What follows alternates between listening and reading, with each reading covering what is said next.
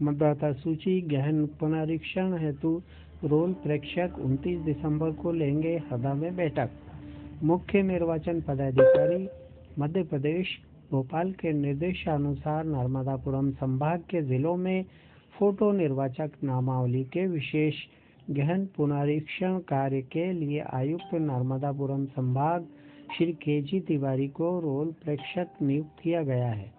भारत निर्वाचन आयोग के दिशा निर्देशों के अनुसार रोल प्रेक्षक श्री के.जी. तिवारी जिले के सांसद, विधायक और विभिन्न राजनीतिक दलों के प्रतिनिधियों की शिकायतों और समस्याओं के निराकरण हेतु हरदा जिले का भ्रमण कर बैठक लेंगे। राजनीतिक दलों के प्रतिनिधि और नागरिक मतदाता सूची गहन पुनरीक्षण के संबंध में रोल ऑब्जर्वर से भेंट कर सकते हैं। संयुक्त आयुक्त विकास नर्मदापुरम ने बताया कि हरदा जिले में यह बैठक 29 दिसंबर को दोपहर 3:30 बजे से कलेक्टर कार्यालय के सभा कक्ष में आयोजित की गई है। सभी संबंधितों को निर्धारित समय पर बैठक में उपस्थित रहने के लिए अनुरोध किया गया है। अगला समाचार, पथ विक्रेता हेतु पीएम स्वनिधि योजना के तहत मिल रहा है 15,000 रुपये का ऋण। हरदा नगर पालिका परिषद हरदा शहर के छोटे दुकानदारों और स्ट्रीट वेंडर्स को आर्थिक संबल प्रदान करने के लिए शासन की महत्वपूर्ण योजना पीएम स्वनिधि योजना का संचालन किया जा रहा है। योजना के वर्तमान चरण में पात्र विक्रेताओं को अपना व्यवसाय बढ़ाने के लिए सरकारी बैंकों के माध्यम से 15,000 रुपये का ऋण उपलब्ध कराया जा रहा है। मुख्य नगर पालिका अधिकारी श्री कमलेश पाटीदार ने बताया कि योजना का लाभ लेने के इच्छुक पथ विक्रेता अपना आवेदन नगर पालिका परिषद हरदा की शहरी आजीविका मिशन शाखा में जाकर जमा कर सकते हैं। योजना का लाभ लेने के लिए आवेदकों को आवेदन के साथ आधार कार्ड, बैंक पासबुक, आधार कार्ड से लिंक मोबाइल नंबर तथा सामान बेचते हुए एक फोटो लाना अनिवार्य है। मुख्य नगर पालिका अधिकारी श्री कमलेश पाटीदार ने क्षेत्र के सभी पात्र पथ विक्रेताओं से अपील की है कि वे जल्द से जल्द शहरी आजीविका मिशन शाखा में संपर्क कर इस सरकारी योजना का लाभ उठा सकते हैं। योजना के संबंध में भारत सरकार के आधिकारिक पीएम स्वनिधि पोर्टल के माध्यम से जानकारी प्राप्त की जा सकती है। अगला समाचार, E0 FIR व्यवस्था से साइबर अपराध पर कसेगा शिकंजा। सुशासन दिवस पर मध्य प्रदेश पुलिस की अभिनव पहल। डिजिटल युग में न्याय प्रक्रिया को मिली गति।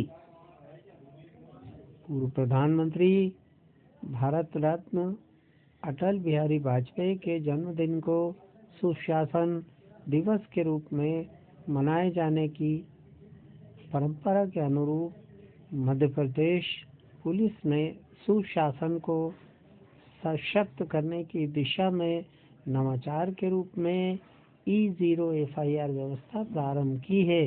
यह व्यवस्था 1 लाख रुपए से अधिक की साइबर वित्तीय धोखाधड़ी के मामलों में लागू की गई है। E0 FIR व्यवस्था प्रधानमंत्री श्री नरेंद्र मोदी के साइबर सुरक्षित भारत विजन के अनुरूप है, जिसका उल्लेख उन्होंने अक्टूबर 2024 में मन की बात कार्यक्रम में किया था। केंद्रीय गृह मंत्री श्री अमित शाह के मार्गदर्शन में देश भर में साइबर अपराध से निपटने के लिए ऐतिहासिक एवं तकनीक आधारित कदम उठाए जा रहे हैं। मध्य प्रदेश पुलिस द्वारा E0 FIR प्रणाली के क्रियान्वयन से यह स्पष्ट होता है कि तकनीक के माध्यम से न्याय प्रक्रिया को तेज और आम नागरिकों के लिए अधिक सरल, सुलभ और प्रभावी बनाया जा सकता है। मध्य प्रदेश में लागू यह प्रणाली पुलिस को अपराधियों से एक कदम आगे रखने की दिशा में मील का पत्थर साबित होगी। अगला समाचार, प्रदेश में बढ़ते साइबर अपराधों को गंभीरता से लेते हुए मुख्यमंत्री डॉक्टर मोहन यादव ने तकनीक के दुरुपयोग से जनता की गाढ़ी कमाई लूटने वाले अपराधियों पर प्रभावी अंकुश लगाने के स्पष्ट निर्देश दिए हैं। मध्य प्रदेश के मुख्यमंत्री डॉक्टर मोहन यादव का मानना है कि जिस प्रकार स्वच्छता को हमने अपनी संस्कृति बनाया है, उसी प्रकार साइबर स्वच्छता को भी जन आंदोलन बनाना होगा। मध्य प्रदेश में E0 FIR व्यवस्था का संचालन पुलिस महानिदेशक श्री कैलाश मकवाना के निर्देशन एवं अतिरिक्त पुलिस महानिदेशक श्री ए साई मनोहर के मार्गदर्शन में किया जा रहा है। इस व्यवस्था का उद्देश्य पुलिस को अधिक तेज, तकनीक सक्षम और नागरिक केंद्रित बनाना है। अगला समाचार, साइबर वित्तीय धोखाधड़ी पर प्रभावी प्रहार। साइबर वित्तीय धोखाधड़ी आज पुलिस के समक्ष एक बड़ी चुनौती बनकर उभरी है। कई बार पीड़ित की जीवन भर की कमाई कुछ ही क्षणों में अपराधियों के हाथों में चली जाती है, जिससे वह स्वयं को असहाय महसूस करता है।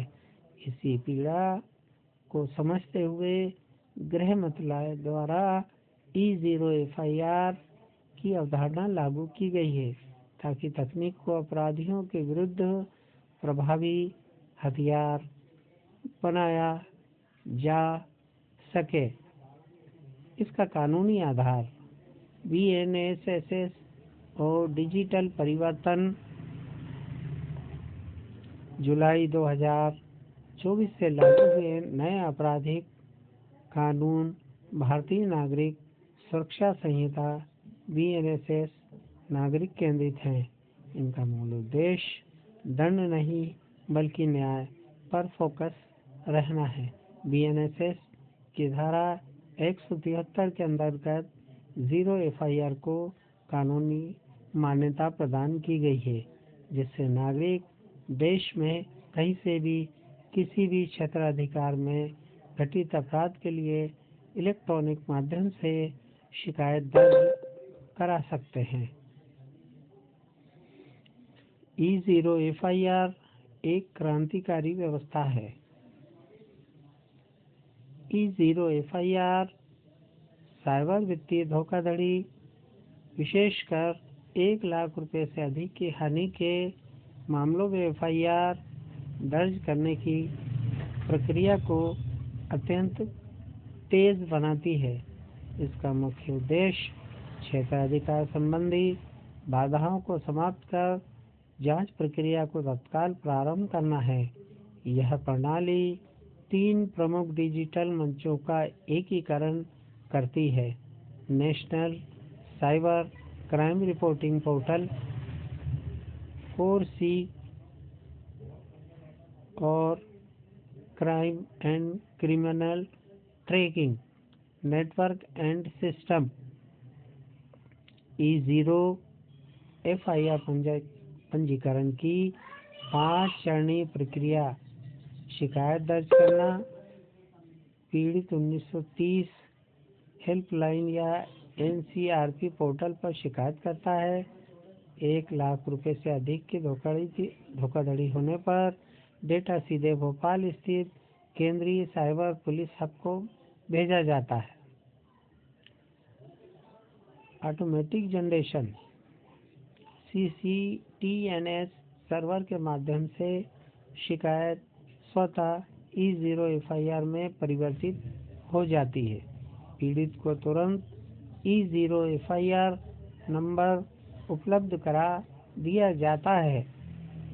समीक्षा एवं हस्तांतरण: राज्य स्तरीय साइबर पुलिस स्टेशन द्वारा समीक्षा कर प्रकरण संबंधित क्षेत्रीय पुलिस स्टेशन को भेजा जाता है। नियमित एफआईआर में परिवर्तन शिकायतकर्ता को 3 दिन के अंदर नज़दीकी साइबर पुलिस स्टेशन में E0 एफआईआर को नियमित एफआईआर में परिवर्तित कराना होता है। साइबर अपराध में गोल्डन आवर का महत्व। साइबर अपराध में धोखाधड़ी के बाद पहले 2 घंटे को गोल्डन आवर माना जाता है।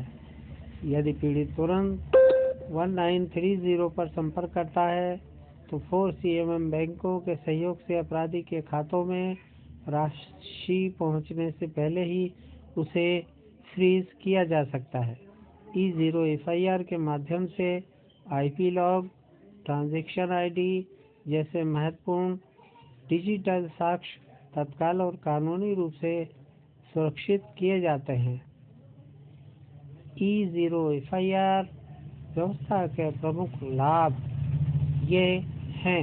E0 एफआईआर व्यवस्था देश में कहीं भी हुई साइबर या वित्तीय धोखाधड़ी की शिकायत दर्ज करने की सुविधा उपलब्ध कराती है। इससे क्षेत्राधिकार संबंधी बाधाओं से मुक्ति मिलती है। केस की स्थिति ऑनलाइन देखने की सुविधा मिलती है। शीघ्र एफआईआर से बैंकिंग चैनल सक्रिय हो जाते हैं।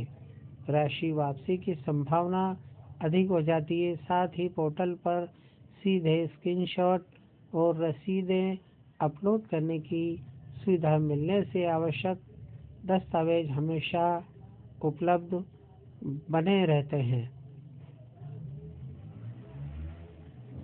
आज के समाचार समाप्त हुए।